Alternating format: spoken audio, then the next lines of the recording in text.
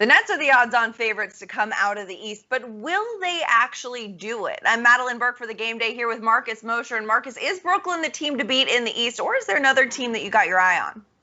I don't think so. I think it's the 76ers. We were just, you and I were talking. I think Joel Embid is going to be unstoppable in these playoffs because he's just so much bigger than anybody the Nets can put out on the floor. I think over a week series, I just don't know if the Nets have the size to match up with him.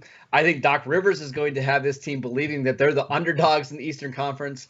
I really like the odds right now of the 76ers to come out of the Eastern Conference. I think Brooklyn, the storyline that a lot of people are going to be honing in on in the postseason is their lack of defense. It's something that we've been familiar with in the regular season, but the star power and the offense that they've been able to put up has gotten them this far. Will that translate to postseason basketball? Or will they need to be able to bang around a little bit more in the series on the defensive end? But I think a lot of people, especially in New York, are saying, oh my gosh, we have the Knicks and the Nets in the postseason. Let's see them face each other. It's going to be hard for both of those teams to get to that point. But how far can the Knicks go?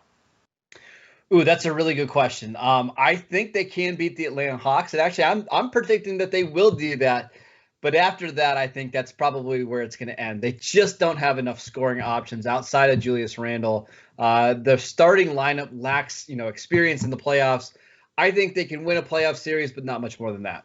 I do, too. I think that this matchup, especially against Atlanta, is a good one for the Knicks. I think their defensive discipline under Thibs has been incredible this season. Julius Randle is having a great year. Emmanuel quickly emerging with that beautiful little floater of his.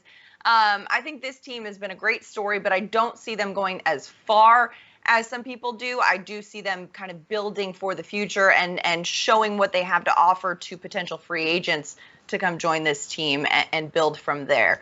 But we got a lot of postseason basketball to talk in the coming weeks and months. Marcus Mosher, I'm Madelyn Burke. Continue to check in on thegameday.com for all the latest.